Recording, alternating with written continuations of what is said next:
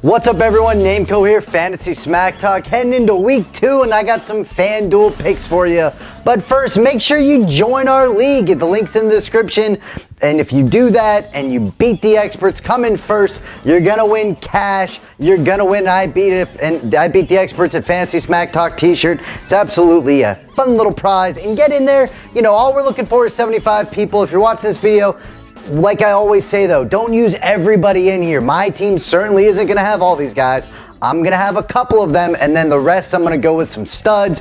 I'm not gonna go with Le'Veon Bell again because Le'Veon killed me last week. But let's get right into it. First one up, quarterback Phillip Rivers. He was ranked significantly, only $7,000, playing the Dolphins. He threw 3 touchdowns last week. Will he do that again?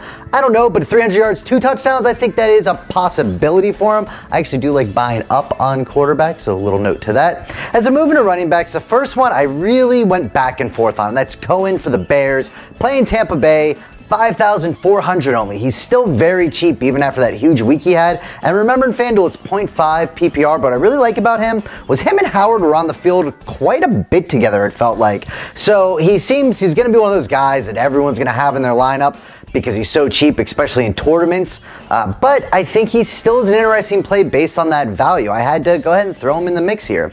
Next on the list is an interesting guy. It's really kind of my boomer bust guy, and that's Rawls. I almost replaced him with Buck Allen, but Rawls playing San Francisco. He's $5,800, and he could be the guy that gets the bulk of the carries. Lacey looked terrible. I'm not too concerned about the other 2 guys there, and Rawls when healthy has been good. The problem is he's just feels like he's never healthy.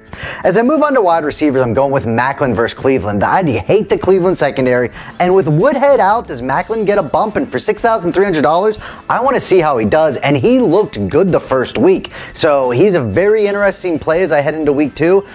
He will be in my FST lineup. Sneaky little bonus there. Next guy's a little bit of a unknown because he hasn't played yet, and that's Parker for the Miami Dolphins, playing the Chargers. So the thing about the Los Angeles Chargers that's interesting to me is their defense is okay across the board, but I actually like their linebacker play a little bit more. So I think Jay Ajayi is going to have a tough go in this game, which means Jay Cutler is going to have to throw the ball a little bit more, which means Parker could catch a touchdown. For $6,400, I think he's interesting.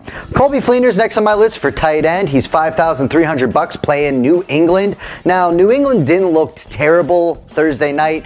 You know, so Belichick, you know, is going to have those guys ready to go. But what I really liked about FLEENER was just how he looked and how aggressive he was in New Orleans. That catch he made over the seams, it's just, he looked confident. And that's the FLEENER 2 years ago, I believe, or even a year ago, that we were like, all right, he's going to be good with Drew Brees. You know, it takes a year to learn that playbook. So after he did that, I'm just saying he's kind of an interesting play.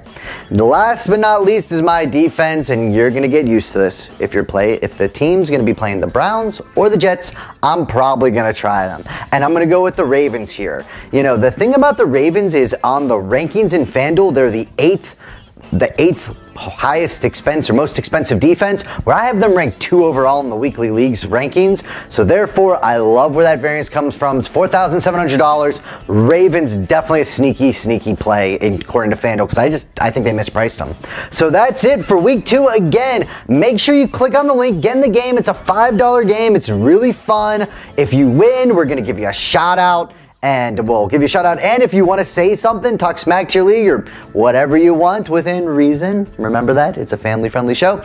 Just let us know. Nameco for Fantasy Smack Talk, and I'm out. Good luck in week 2 for FanDuel. And if you had like David Johnson and you want to play some other guys that you hate your team right now in the season long, that's why you do FanDuel.